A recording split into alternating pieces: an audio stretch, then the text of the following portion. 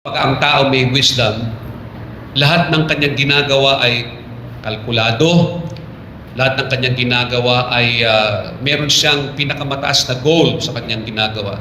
Halimbawa, yung taong magtatayo ng isang bahay, pagka may wisdom siya, may plano yan. Hindi basta-basta gagawin niya. Meron siyang sinusunod na blueprint. Tapos po ay i-minimize niya yung maaaring maging mali. But on the part of God, alam natin na walang mali sa lahat ng kanyang ginagawa. At ang resulta ng isang may karunungan ay yung pinaka-highest result, yung pinakamagandang goal. At kahit ano pa yung tools and resources na available, ang pipiliin niya yung best tools, best resources. Tapos yung gagawin niya ay tamang paraan, kung maaari ay walang mali, at yung resulta niya yung pinaka-best. Yun ang mas maintindihan natin pagka sinabi ng karunungan. Kasi sa Tagalog, nawawala yung essence pagka sinabing marunong ka ba niyan? Di ba?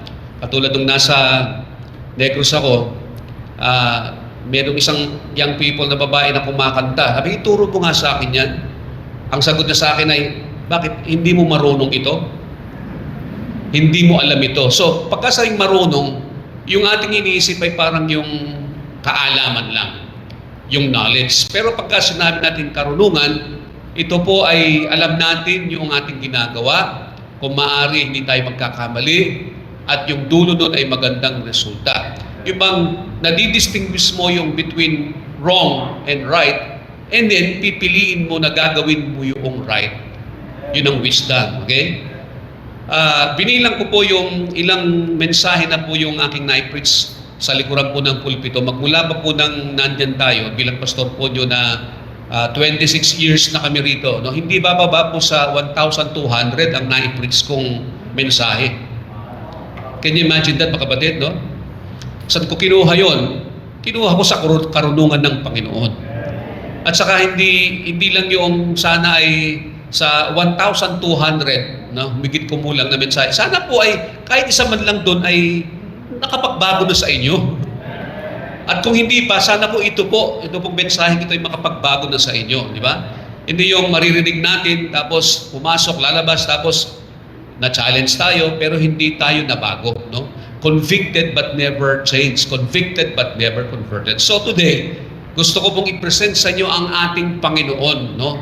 Hindi po si pastor, hindi po in church natin. Gusto ko pong i-present po sa inyo yung karunungan po ng Panginoon. Siguro hanggang 3 mensahe ito, pero hindi lahat sabay-sabay ngayon. Gusto ko lang dalhin sa inyo yung wisdom of God in creation. Yung karunungan ng Diyos sa kanyang nilikha. Sa Psalm 104, verse 24, ganito po ang sinasabi ng Bible. Book of Psalms, chapter 104, 24. Ang sabi niya, marami po tayong titig na mga verses. No? Siguro po, mapapagsalan niyo po itong mensaheng ito. Siguro hahaba tayo ng konti as usual.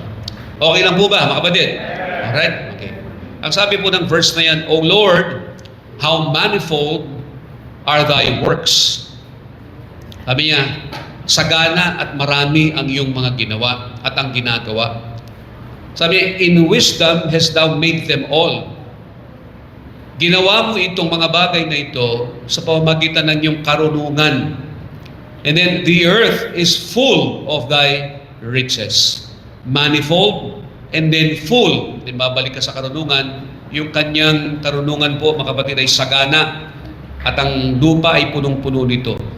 And then also in Proverbs chapter 3, verse 19 to 20. Proverbs chapter 3, verse 19 to 20. Ang sabi ng Bible, the Lord by wisdom hath founded the earth. Sa pamamagitan ng karunungan, sabi niya, ay iniligay niya ang lupa. By understanding hath He established the heavens. By His knowledge, the depths are broken up, and the clouds drop down the dew. So lahat ng ito ay sa pamamagitan ng kanyang karunungan. Di ba nasabi natin yung karunungan, alam niya kanyang ginagawa at walang mali sa kanyang ginagawa. Yun ang karunungan ng Panginoon. And then sa Psalms, balik tayo sa Book of Psalms, chapter 147, verse 4 and 5. Ang sabi po doon, Psalm 147 verse 4 and 5, He telleth the number of the stars. Bilang niya yung kung ilang stars ang nasa langit. Billions or trillions yan. He calleth them all by their names. Ganong karunong ang ating Diyos. Walang between na nakalagay doon o kaya ay heavenly body na hindi niya pinangalanan. Lahat yan, hindi pa nadidiscover ng ating pong mga scientifico. May mga pangalan na yan. Ang Diyos ang nagbigay ng pangalan. Sabi, great is our Lord and great of great power. His understanding is infinite. Yung kanyang pangunawa, sabi niya ay walang wakas, walang hanggan. Infinite, right? Unlimited. And then one more, doon po sa Romans chapter 11 verse 33, sa New Testament naman, Romans chapter 11 verse 33, ang sabi riyan, oh, the depth of the riches both of the wisdom and knowledge of God. Malalim. How unsearchable, hindi maarok, are His judgments and His ways past finding out. Ibig sabihin mga kapatid, walang makalalampas sa kanyang karunungan. Ganyan po karunong ang ating Panginoon. God is wise. He is the wisest. He is wise of all. Lahat ng makikita mong maiisip mo wise, walang aabot sa karunungan ng Panginoon. So yung Bible, katulad ng mga verses natin binasa, ay pinapakita riyan na yung ating Creator, no? There is a Creator of everything visible and invisible. Hindi pwedeng walang lumikha niyan. Yung hindi natin nakikita, may lumikha niyan. Yung ating mga nakikita, may lumikha niyan. Actually, it takes more faith for an atheist. Yung atheist, hindi naniniwala na may Diyos. Mas kailangan pa niya ng mas malaking pananampalataya para siya ay maniwala that everything existed out of nothing. Tama? Halimbawa, ganito. Yung atheist kasi, ang lahat ng bagay na nakikita natin ay walang lumikha niyan. Lumitaw na lang bigla. Pero mahirap paniwalaan yun eh. Halimbawa, yung tinatawag nilang yung creation, the universe was created by ibang explosion. Yung tinatawag nilang Big Bang Theory. Tama? Hindi napatunayan yan. Theory nga eh, di ba? Pagpapalagay lang.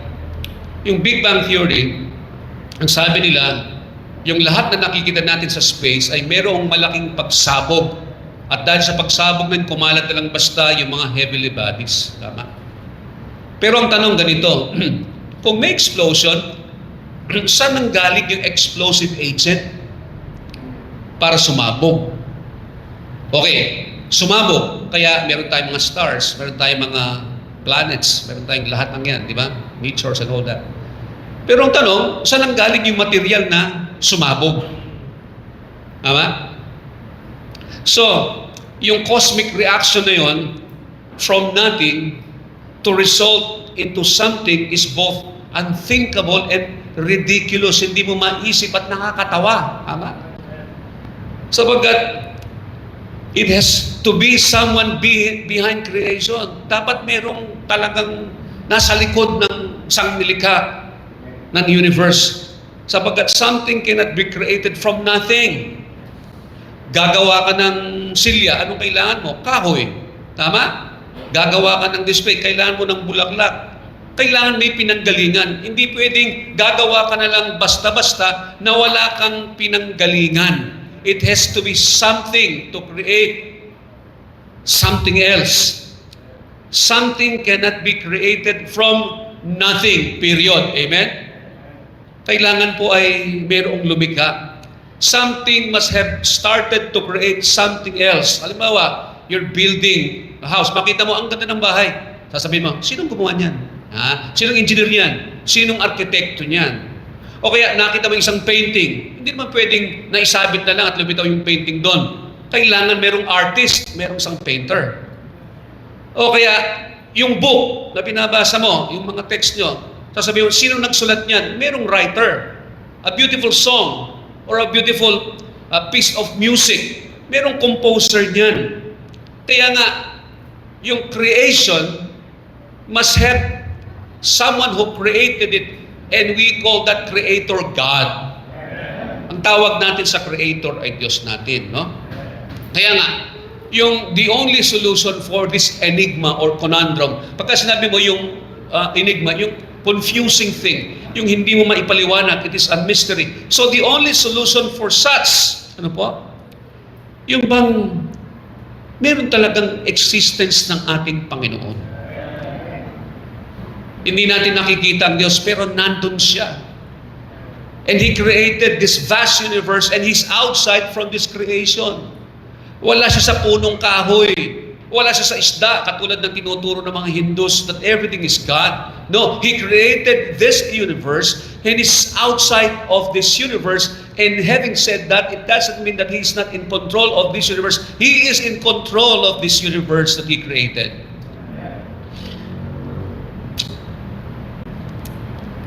Kaya nga, yung simula pa lang ng verse ng Genesis, ng Bible na ating pinag-aaralan. Anong sabi ron? If you can call it with me, sabi, in the beginning, God created the heavens and the earth. In the beginning, God. Tama? Sa simula pa lang, ang Diyos nandun na. Wala pa tong universe, nandoon na ang Diyos. Kaya nga, pagka pinag-aralan mo, dinisect mo yung verse na yon, yung, ang sabi niya ay, in the beginning, God was there in the beginning. That is time. In the beginning, that is time. And then, the heavens, that's space. And then, the earth, that is matter. Time, space, and matter. Nandun na sila nung una pa man. Ito yung elemento ng science, tama? Kaya nga, ang science po, imposible na ipaliwanag without these three elements where it depends. Science depends on these three things. Time, space, and matters. The laws of science or sciences emanate from creation. Without creation, there is no science. There is no physics. There is no mathematics. Ang lahat ng yan, mga kapatid, ang nakabase yan ay sa creation. Kaya nga, meron tayong science. Amen? And God, who is wise of all, created this universe. Kaya nga yung mga scientists, more and more scientists believe that there is a creator behind all this creation. Kahit may mga atheists pa sa kanila. Alam niyo ba si Isaac Newton, isang believer in Christ, yung mga naunang mathematicians and scientists, sila ay naniniwala na meron pong creator. Kaya mahirap po na ipaliwanag sa mga atheists. Alam niyo, within themselves, yung mga atheists, alam nila na mayroong Diyos. Kaya because of their pride and sin, kaya dinideny nila. Pero wait until you go to eternity, and then you will find out that there is really a God who created you and this vast universe. Amen? Now, gusto ko pong tignan po natin itong creation niya. No? Tignan po ninyo yung kanyang creation. No? Let us observe the order and the harmony. Yung pagkakaayos ng kanyang nilikha.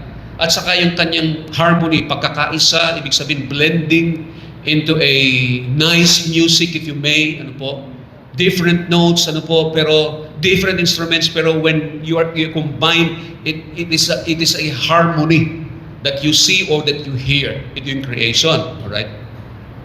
Ang ating pong Diyos ay Diyos ng kaayusan. Amen po? He is a God of order. He is not a God of disorder or confusion. Kaya nga yung kanyang nilikha ay merong order and harmony. Example, yung solar system po natin. Yung solar, ibig sabihin po mga kapatid, nababanggit mo yung solar, naaalala ko na naman yung gusto mangyari ng Meralco. Pero yung solar, ibig sabihin sol, means sun, sol. Okay? Latin ng sun yung sol. Kaya solar, ibig sabihin yung araw. Yung sistema nun, yung mga planets na nakapaikot. Okay, paliwanag ko po sa inyo. Okay? Hindi lahat ito akin. Okay? Natatandaan ko yung science ko, pero kagabi po, nagpunta po ako sa Google University. At itong kanyang binigay, okay? Sabi niya, the solar system's order are predicated or based on several key mechanisms. Bakit yung ating pong solar system ay gano'n na lang kaayos at nagbe-blend sila sa isa't isa? Una, sabi niya, because of fixed, non-intersecting paths. Sa Tagalog po, yung mga planets kaya hindi nagbabanggaan sapagkat merong kanya-kanya silang dinadaanan. Sabi niya, each planet revolves around the sun at a specific set distance so their assigned lanes never overlap. Hindi po nag-aagawan ng lane katulad po ng EDSA na atin pong kinagisnan. Yung pong mga planets na ito nagbabiyahe po sa kanya-kanyang mga paths. Okay? Kaya nga, hindi sila pwedeng magbanggaan. Pagkatapos, ang second element sabi niya, yung vast distances. Ibig sabihin, magkakalayo po sila. Halimbawa, yung space is overwhelmingly empty. For instance, there are about 79 million miles of space between Earth's orbit and Mars' orbit. Huwag nyo nag-isipin, puputok ang iyong utak pag inisip mo yun. 79 miles. Ganon kalalayo. Kaya hindi pwedeng magbanggaan. Tapos, hindi lang yun, kundi sabi niya yung orbital speed. Yung speed nila, napakabilis. Sabi niya, planets don't fall directly into the sun because they move sideways extremely fast yung araw. Pero kanya-kanyang orbit. Tapos, ang layo pa, pagkatapos, ang bibilis nila. Kaya hindi pwedeng magkabanggaan. Sabi niya, this constant forward motion ensures they remain in a perpetual free fall around the star or the sun rather than plunging into it. Parang ganito yan. Pag halimbawa, kumuha ka ng billiard ball, na halimbawa ay akin na lang itong illustration para maintindihan niyo. Pagkatapos ay tinali mo sila, magkakaibang length yung tali, 9. Pagkatapos dinampot mo silang lahat, pagkatapos umiikot silang lahat, pero hindi nagbabanggaan. Kasi iba-iba po yung space na nandun po sa kanila. Did you get? Ganun po yung solar system. Alright? Pagkatapos, yung gravitational interaction. Gravity has something to do with this. Ang sabi niya, the gravitational interactions between planets have pushed them into stable orbits that space them out evenly, preventing catastrophic pileups. Ibig sabihin, ganito yan. Merong gravity kasi yan eh. Merong parang imaginary na kahit naka-arrange yung planets na parang merong imaginary na nakatukod sa bawat isa. So, itong gravity, may tumutulak, merong humihila. Kaya hindi pwede silang magbanggaan. So, in layman's term, naintindihan nyo kung bakit hindi nagkakabanggaan yung mga planeta. Amen? Nanggaling na po ba kayo sa isang planeta? Nanggaling na kayo, Earth is one of the many planets. Amen? Hindi kayo magsagot, alright? So, sino po yung nag-create nito ng order nito at harmony? Walang iba kundi po yung ating pong Diyos na napakapangyarihan. Wise God. The universe was created with an intelligent design. Intelihente po yung gumawa niyan. Pero pagka nag-focus ka pa sa Earth, of course, iba naman ang usapan doon. Ibig sabihin, pinapakita ko sa inyo yung in a general way, yung understanding natin that that Creator is talagang napaka-talino ng ating Panginoon, marunong ang ating Panginoon. Pagkatapos, within the creation, di ba? O ito, biology, manong tayo, the kingdoms, yung fauna and flora. Naalala niyo yung mga kapatid? Yung fauna and flora, magkapatid po ito. Si fauna ang panganay at saka yung flora ay bunso. Tumawa naman tayo dyan. Fauna, ibig sabihin yung animal kingdom at saka yung flora, yung plant kingdom. Tama? Tingnan mo yung harmony niyan, yung symbiosis, yung give and take. Tama? Merong kinakain at merong kumakain. Tama? Pagkatapos yung kinain, pagkatapos ay uuwi sa dust, pagkatapos yung dun sa lupa, mayroong mga tutubo, pagkatapos may halaman na lilitaw upang sagan masustain yung lahat ng creation. And then seed time and harvest. Merong pagpupunla, may pagbibinhi, at merong pag-ani. Tapos yung minerals and abundance of the earth is for the sustenance of men. Kaya sabi ng Romans chapter 11:33, mga kapatid, talagang malalim po yung karunungan ng Panginoon sa lahat ng bagay na ito. I-consider po natin yung the intelligent design. Okay? Yung design po ng creation. Yung nature, look at nature, yung kalikasan. Nakakita na ba kayo ng dagat, mga kapatid? Ha? Kawawa naman kayo kung ilog lang yung nakita.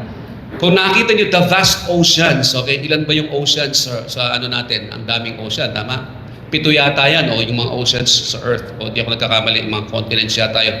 Tapos sa oceans yan, may mga napakagandang mga beaches. Tapos yung Great Lakes. Alam mo, I have traveled in many countries and yung isang kamangha-mangha nakita ko yung tinatawag lang Great Lakes of the North. Yung Great Lakes of the North, ano po? Ito po ay 1, 2, 3, 4, 5 lakes. Pagka nakatayo ka dito, hindi mo na makita yung dulo. Pagkasabing lake, hindi lang yung Laguna Lake. Sapagkat yung Laguna Lake, nasasakupan niya yung Rizal Province at pagkatapos yung ibang part ng Laguna. Pagka tumingin ka sa kabila, mga kapatid, ay nakikita mo. Pero yung Great Lakes na ito ay talagang dagat. Yung Lake Superior, yung Lake Huron, yung Lake Ontario, yung Lake Michigan, at saka yung Lake Erie. Yung Lake Erie, doon po ako nahuli sapagkat nangisda po akong illegal. Pagka tumingin ka doon sa mga lakes na ito, when you're there, pagka tinikman mo, tabang, sapagkat hindi dagat. Pero yung kabila, halimbawa, nagpunta ka ng Chicago, yung Chicago na boulevard na talaga yung Michigan Boulevard, I'm not sure anymore kung anong highway yun. Tapos dito, yung tinatawag na Lake Michigan, sapagkat sa kabila noon, mga kapatid, ay Michigan, pero hindi mo na makita yung Michigan. Ang laki-laki. Sabi ko, papaano lahat nagpunta yung tubig na ito? Saan nang gagaling ang lahat ng tubig ng malaking basin na ito? And then, pagpunta ka sa, makita mo yung rock formations. Dito sa Pilipinas, mayroong rock formations. Hindi naman katulad ng Grand Canyon. Pero mga kapatid, yung rock formations ng mga yan, there must be someone behind these rock formations.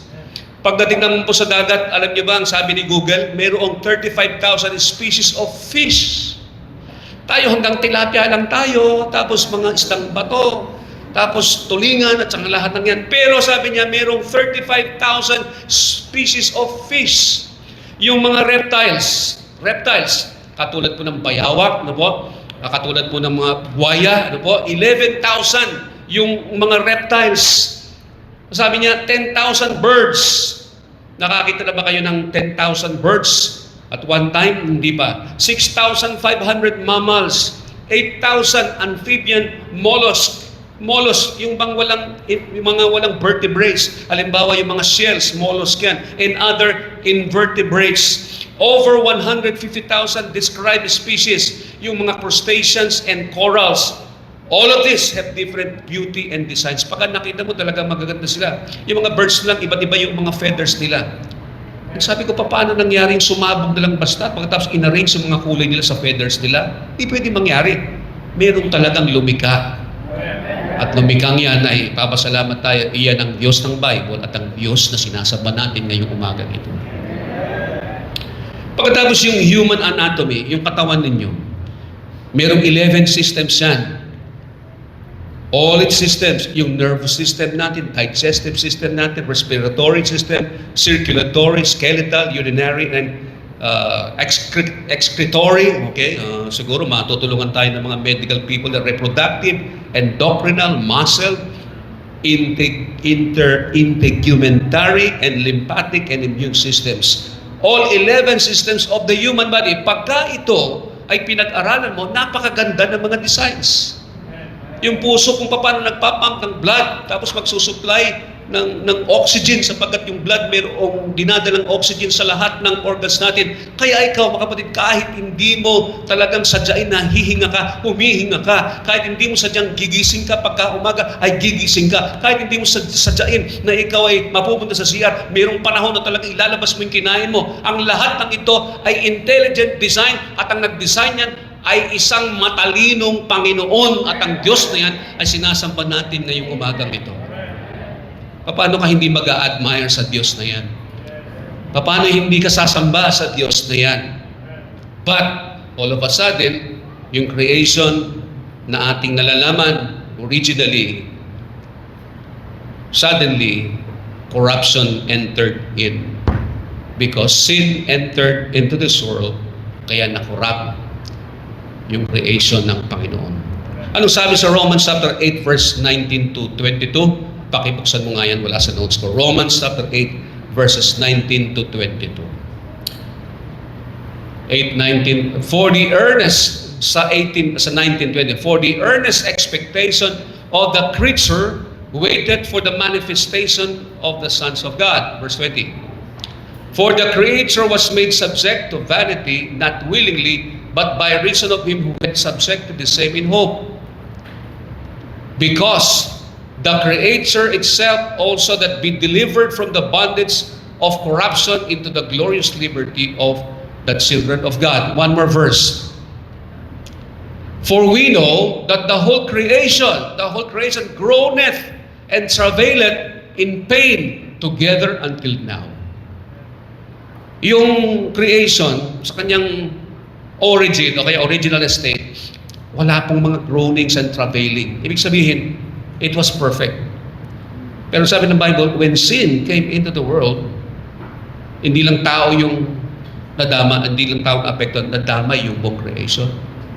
Kaya nga, yung groaning, makikita mo, kaya nga ngayon meron tayong mga natural disasters, meron tayong sickness and diseases, meron tayong wildlife, merong mababangis na mga hayop, meron tayong kinatatakutang mga hayop. Ano ito? Resulta ng pagpasok ng kasalanan, sapagkat no nagkasala si Adan at saka si Eva, hindi lang silang naapektuhan kundi ang buong creation nadala sa bondage. Meron tayong groaning and travailing. Yung pain nandoon. Tapos pati yung panganganak ng babae, mga kapatid, kaya kayo nahihirapan pagka nanganganak kayo sapagkat yan ay dala ng kasalanan. I believe, may nagtanong kasi, kung halimbawa walang kasalanan ang pumasok, manganganak pa rin ba si Eva? Opo. Masasaktan kaya sa panganganak? I believe merong yung pain. Kasi human di ba? Yung human body merong pain Pero ito'y naging severe. Naging mas mahirap nung pumasok ang kasalanan.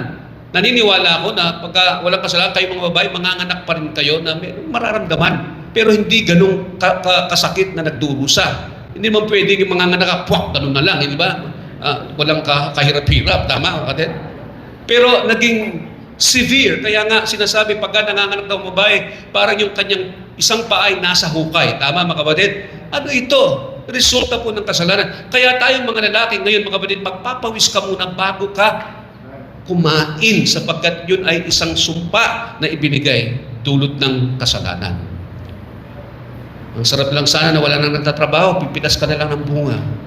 Tapos tatawagin mo yung manok. Tapos ay yung manok gaganon lang at mababalabing hibo na. Tapos kusang lilipat doon sa kawali. Tapos sasabihin niya, oo, kain ka na. Pero dahil sa kasalanan mga kapatid, tayo po ay nagtatrabaho. Merong kahirapan sa interpersonal relationships natin, may away, merong inggitan at ang lahat ng ito. Dati wala yan, pero yung pagpasok ng kasalanan, nangyari ang lahat ng bagay. Creation was supposed to be perfect until sin came into this world. Hindi lang yun ang nangyari, kundi na-separate tayo sa Panginoon. Because of sin, we were separated from God. Creation was given to us to enjoy a special personal relationship with our Creator. Pero dahil sa kasalanan mga kapatid, nahiwalay tayo.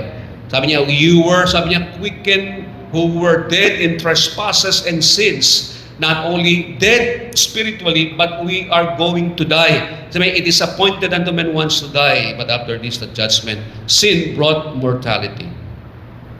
Pero I have good news mga kapatid, sa lahat ng ito, hindi natin mako-cover ang lahat tungkol sa creation. Pero there will come a time that creation will be restored to its original state. Amen mga kapatid? Restored mga kapatid. Restoration of creation. The Bible promises yung kabuuan ng natural world will one day be liberated from decay and fully renewed. Ang sabi niya, we will be delivered sa bondage sa Romans na binasa natin kanina, in pain, in groaning. Sa katunayan, balikan po natin ang sabi niya sa Romans chapter 8 verse 21 to 22, because the creature itself also shall be delivered from the bondage of corruption into the glorious liberty of the children of God, for we know that the whole creation groaneth and travaileth in pain together until now. Ibig sabihin mga kapatid, yung cosmic renewal, Revelation chapter 21:5, yung cosmic, ibig sabihin, it is something to do with the heaven and the earth. Ang sabi niya, He who was seated on the throne said, I am making everything new. Kaya naniniwala tayo mga kapatid, merong darating na new heaven and earth. Yung lumang sanglibutan ay mapapawi, mawawala, pero lilikha ang Panginoon ng isang bagong heaven and earth. Isaiah 65:17. See, sabi niya, I will create new heavens and a new earth. The former things will not be remembered, nor will they come to mind. There will be a new heavens and a new earth. Diba parang sa Revelation nakita ni John na parang banig na nirolyo yung lumang earth. Ganun para mapapawi, mawawala, at ang Diyos ay lilikha ng bagong langit at bagong lupa. 2 Peter chapter 3 verse 13, but in keeping with His promise, we are looking forward to a new heaven and a new earth where righteousness dwells. Yun po yung hope natin, and our hope is in Christ. Ito pong kurap na sanglibutan ito. Ibang pinamumugaran ng kasamaan, pinamumugaran ng lahat ng sakit, ng lahat ng disaster, mga kapatid, mawawala ang lahat ng bagay na sapagkat ang Diyos meron siyang kapangyarihan i-restore yung kanyang creation. And mind you, if death came because of sin, yung pag-asa natin ay dumating dahil sa Kristong namatay dun sa krus ng Kalbaryo.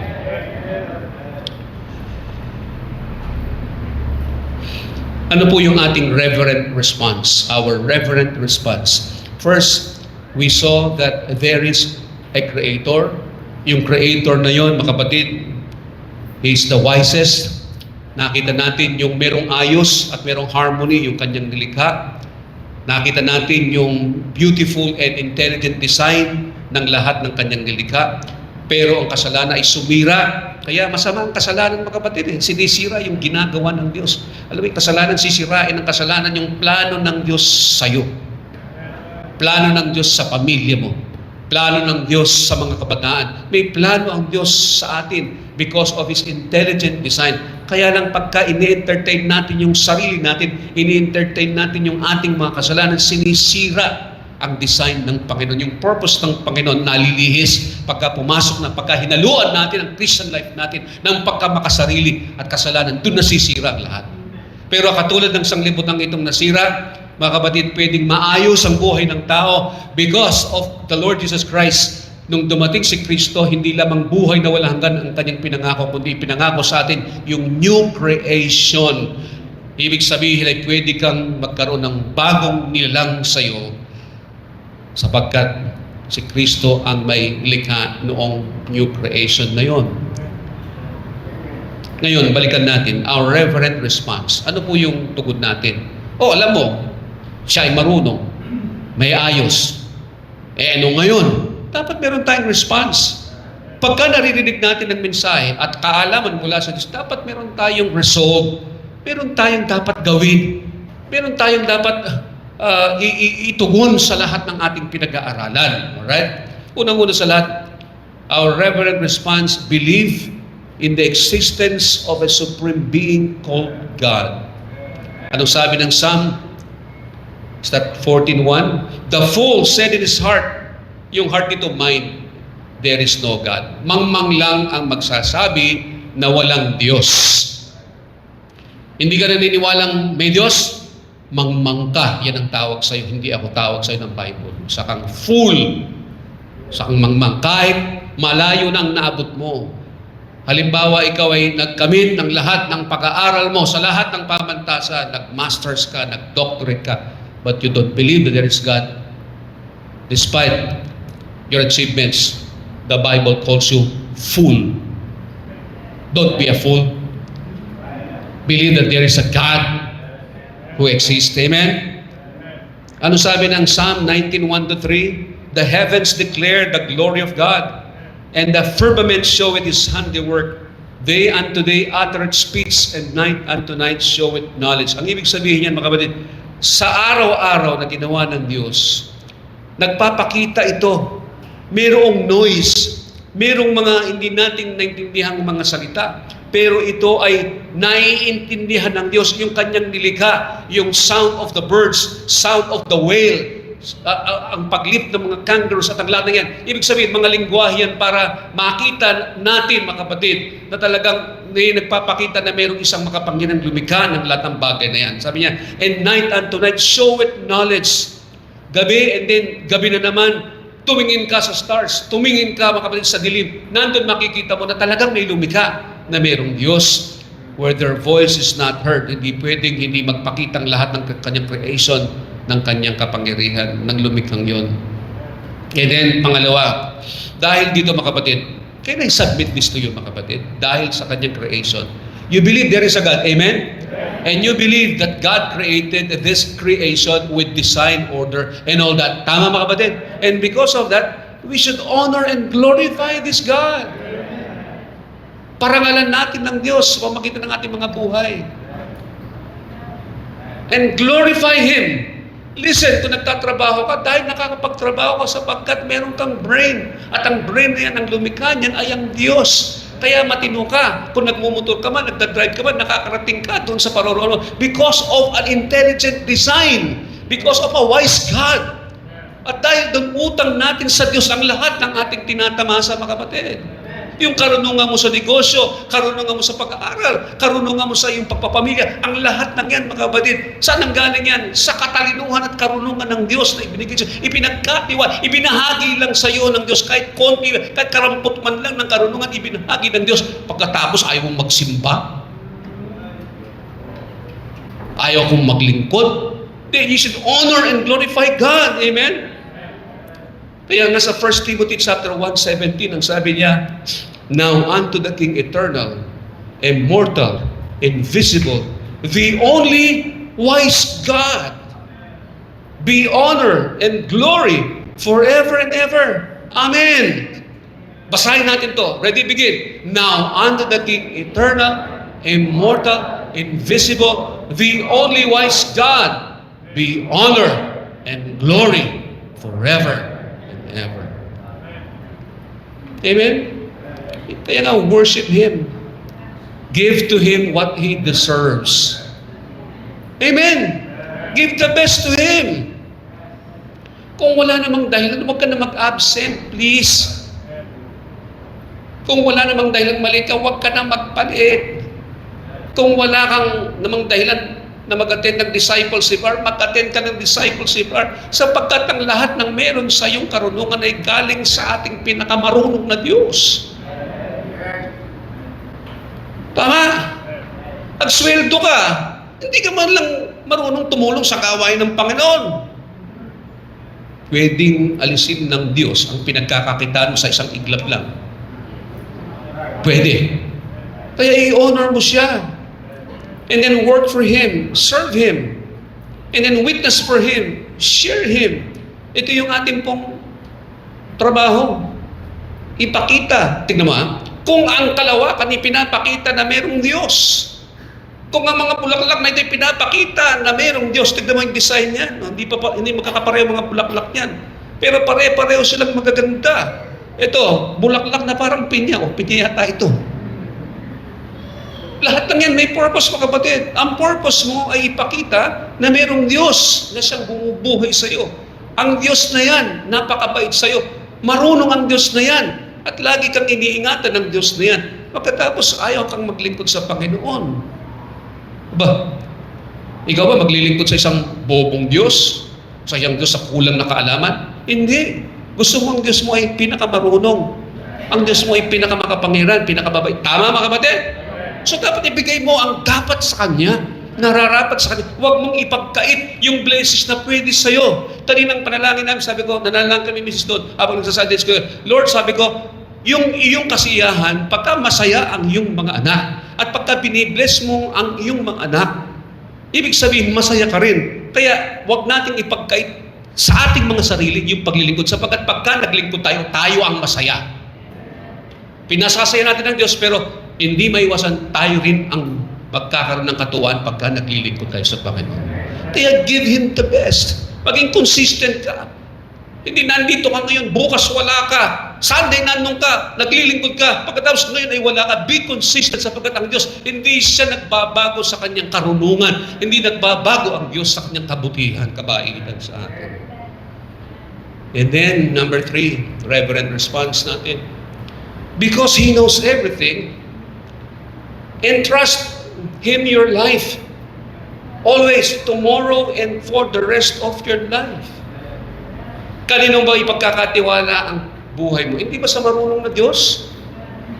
Tapos yung marunong na Diyos na yun, meron ka pang relasyon sa Kanya, anak Kanya, ama natin siya. Bakit hindi pwedeng ipagkatiwala sa isang marunong na Diyos? Ibig sabihin, lahat ng pupunta, lahat ng direksyon ng buhay natin, alam ng Diyos. At gagamitin niya ang lahat ng pinaka-best niya, best tools, so that He can come up with the best result in our lives. Hindi mo pagkakatiwalaan niyang marunong na Diyos na yan. Kapag He knows all about you and all that will happen to you, He thinks of what's best for you. And He is too wise to be mistaken in His plans. Hindi pwede magkamali ang Diyos sa plano niya para sa iyo. Kaya nga sa Proverbs chapter 3 verse 5 and 6. Listen to this. Proverbs chapter 3 verse 5 and 6. Sabi niya, trust in the Lord with all thine heart, and lean not unto thine own understanding. In all thy ways acknowledge Him, and He shall direct thy path. Sino nangako niyan? Ang nangako niya yung Diyos na lumikha ng langit at lupa. Hindi mo mapagkakatiwalaan yan. Tama? Siyang humahawak ng buong universe. Hindi ba, it is for our comfort to know that we have a sovereign, good, and a wise God? Hindi ba napaka-comforting nun na yung Diyos natin, na siyang Ama natin, mga kapatid, siyang nakapangyayari ng lahat, siyang mabuting Diyos at marunong na Diyos. Parang it drives away our fears and worries. Tingnan mo yung Psalm chapter 3 verse 24. Proverbs chapter 3 verse 24 to 26. Proverbs chapter 3 verse 24 to 26. Padre Roniel, ano sabi niya? When thou liest down, thou shalt not be afraid. Pagka matutulog ka na, kahit maraming problema, hindi ka matatakot. Thou shalt lie down, and thy sleep shall be sweet. Saan nagkagaling yan? Yung pagtitiwala mo sa pinakamarunong na Diyos, kaya nakakatulog ka ng mahimbing. Sabi niya, be not afraid of sudden fear, neither of the desolation of the wicked when it cometh. For the Lord shall be thy confidence, and shall keep thy foot from being taken. Verse 27. Withhold not good from them to whom it is due, when it is in the power of thine hand to do it. Tuloy na natin. Sige. Say not unto thy neighbor, go and come again, and tomorrow I will give when thou hast it by thee. Buuin natin. Devise not evil against thy neighbor, seeing he dwelleth securely by thee. Sana mamaya pa, pero sige, buuin natin. Strive not with a man without cause, if he have done thee no harm. 31. Envy thou not the oppressor, and choose none of his ways. For the froward is abomination to the Lord, but his secret is with the righteous. The curse of the Lord is in the house of the wicked, but the blessed the habitation of the just. Surely he scorneth the scorners, but he giveth grace unto the lowly. The wise shall inherit glory, but shame shall be the promotion of fools. Yun na yun. Now, binasa ko lahat yan sapagkat gusto kong i-encapsulate sa lahat ng itong sasabihin ko ito. Sapagkat siya ay mabuti.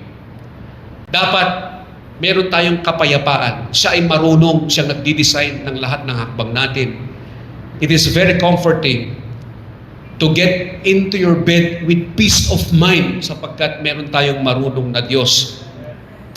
He is wise enough to use the best tools to correct us when we divert from Him to bring the best results for our own. That is found in verse 11 and 12. Sabi niya, despise not, di ba? Despise not the chastening of the Lord. When He corrects you, ibig sabihin, because He loves you. Ganito yan, i-guide tayo ng Panginoon because of His wisdom. Pero at the same time, we should fear God because there is nothing that He does not comprehend. Kaya nga, pagka dumaan tayo sa mga pagsubok, and this is one of the messages of the wisdom of God, siguro mga two Sundays from now. Pero ang ibig ko sabihin, para pahapyaw lang, He is wise enough to use the best tool to correct us when we divert from Him to bring the best results for our own good. Sa kanyang karunungan, pinababayaan niyang dumaan tayo sa mga masasakit na mga yugto ng buhay natin. Dahil ba siya ay malupit? Hindi. Dahil siya ay marunong. Pinadadaan tayo upang sa ganun, sa dulo noon, yung pinakamagandang resulta ang matatanggap natin bilang kanyang mga anak. Preview lang yun sa susunod nating mensahe. And then, last of all, hingin mo sa Panginoon yung karunungan niya. Ask wisdom from God to live wisely. Sa verse na yun, sabi niya, di ba? Sabi niya, be not wise in thine own eyes. Fear the Lord and depart from evil. Huwag kang maging nagmamarunong sa buhay mo na alam ko nang gagawin ko, bahala ako sa buhay ko, di ba? Control ko naman ang buhay ko, meron naman time dyan para sa paglilingkod. Huwag kang maging unwise. Yung wisdom, kunin mo sa Diyos at ibinibigay ng Diyos sa kanyang mga anak pagka hiningi natin yung wisdom. We have a wise God. Amen po mga kapatid? Kaya next time, nakakita ka ng lumilipad na ibon. Si Caleb, yung dati nating pinsan ni Brother Danre, yung kanyang hobby, bird watching. Bird watching. Yung mga ibang young people natin, girls watching, pero siya bird watching. Sinusundan niya, tinitignan niya. At talagang nakakalibang. Pagka tinignan mo yung mga sari-sari, yung kanilang mga design. Kaya mamanood ka lang sa YouTube, tignan mo na lang yung mga design. Mamamangha ka kung gaano karunong ang ating Panginoon. So the next time you see a bird flying, huwag ka mamangha dun sa aeroplano kasi science yan di ba? Pero mamangha ka dun sa lahat ng nilikha. Ikaw, tumingin ka lang sa salamin mamaya. Pag-aralan mo yun.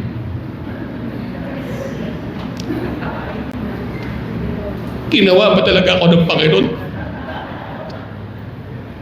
Pero lahat ng umaandar at tumiikot sa katawan, design ng Panginoon niya.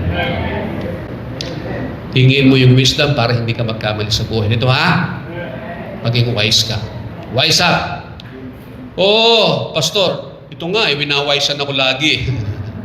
Ibang klaseng pang-wise naman yun. Be wise because we have a wise God. I don't know, siguro ang pinaka-appropriate na kanta ngayon dito ay I Sing the Mighty Power of God. Can we sing this? Brother Roniel, I Sing the Mighty Power of God. Tumayo tayong lahat mga kapatid. And then